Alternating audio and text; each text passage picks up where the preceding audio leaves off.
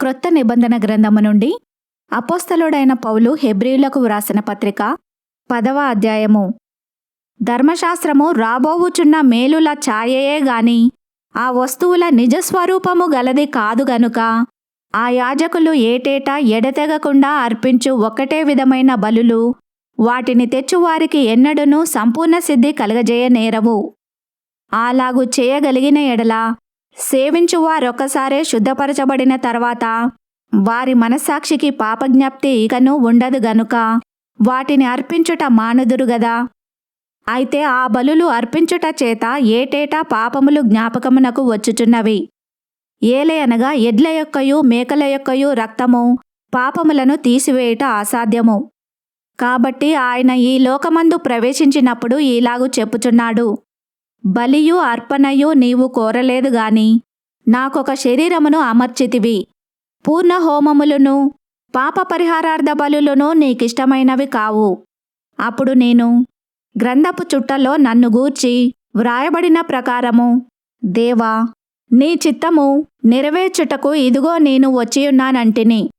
బలులు అర్పణలు పూర్ణ హోమములు పాప పరిహారార్థ బలులను నీవు కోరలేదనియు అవి నీకిష్టమైనవి కావనియు పైని చెప్పిన తర్వాత ఆయన నీ చిత్తము నెరవేర్చుటకు ఇదిగో నేను వచ్చియున్నానని చెప్పుచున్నాడు. ఇవన్నీయు ధర్మశాస్త్రము చొప్పున అర్పింపబడుచున్నవి. ఆ రెండవ దానిని స్థిరపరచుటకు మొదటి దానిని కొట్టివేయుచున్నాడు. యేసుక్రీస్తు యొక్క శరీరము ఒక్కసారి అర్పింపబడుట చేత ఆ చిత్తమును బట్టి మనము పరిశుద్ధపరచబడి ఉన్నాము. మరియు ప్రతి యాజకుడు దినదినము సేవ చేయుచు పాపములను ఎన్నటికినీ తీసివేయలేని ఆ బలులనే మాటిమాటికి అర్పించుచూ ఉండును. ఈయన అయితే పాపముల నిమిత్తమై సదాకాలము నిలుచు ఒక్క బలిని అర్పించి అప్పటి నుండి తన శత్రువులు తన పాదములకు పాదపీఠముగా చేయబడు వరకు కనిపెట్టుచు దేవుని కుడిపార్శ్వమున ఆసీనుడాయెను. ఒక్క అర్పణ చేత ఈయన పరిశుద్ధపరచబడు వారిని సదాకాలమునకు సంపూర్ణులనుగా చేసి ఉన్నాడు. ఈ విషయమై పరిశుద్ధాత్మ కూడా మనకు సాక్ష్యమిచ్చుచున్నాడు. ఏలాగనగా ఆ దినములైన తర్వాత నేను వారితో చేయబోవు నిబంధన ఇదే, నా ధర్మవిధులను వారి హృదయమునందుంచి వారి మనసు మీద వాటిని వ్రాయుదును అని చెప్పిన తర్వాత వారి పాపములను వారి అక్రమములను ఇకను ఎన్నటికినీ జ్ఞాపకము చేసుకొనను అని ప్రభువు చెప్పుచున్నాడు. వీటి క్షమాపణ ఎక్కడ కలుగునో అక్కడ పాప పరిహారార్థ బలి ఇకను ఎన్నడూనూ ఉండదు. సహోదరులారా, యేసు మన కొరకు ప్రతిష్ఠించిన మార్గమున అనగా నూతనమైనదియు జీవము గలదియు ఆయన శరీరము అను తెర ద్వారా ఏర్పరచబడినదియు నైన మార్గమున ఆయన రక్తము వలన పరిశుద్ధ స్థలమునందు ప్రవేశించుటకు మనకు ధైర్యము కలిగి ఉన్నది గనుకను, దేవుని ఇంటిపైన మనకు గొప్ప యాజకుడు ఉన్నాడు గనుకను, మనస్సాక్షికి కల్మషము తోచకుండునట్లు ప్రోక్షింపబడిన హృదయములు గలవారమును నిర్మలమైన ఉదకముతో స్నానము చేసిన శరీరములు గలవారమునై ఉండి విశ్వాస విషయములో సంపూర్ణ నిశ్చయత కలిగి యథార్థమైన హృదయముతో మనము దేవుని సన్నిధానమునకు చేరుదము.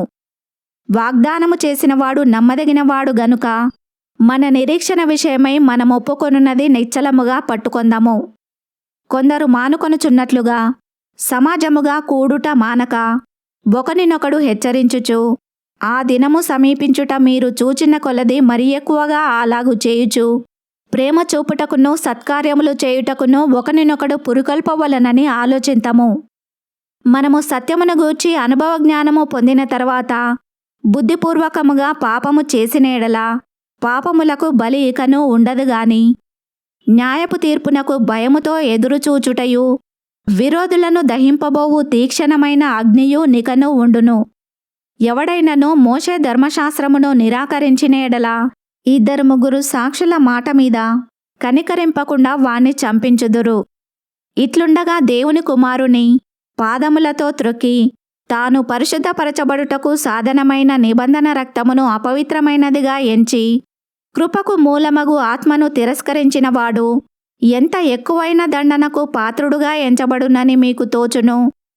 పగ తీర్చుట నా పని, నేనే ప్రతిఫలమునిత్తుననియు మరియు ప్రభు తన ప్రజలకు తీర్పు తీర్చును అనియు చెప్పిన వానిని ఎరుగుదుము గదా.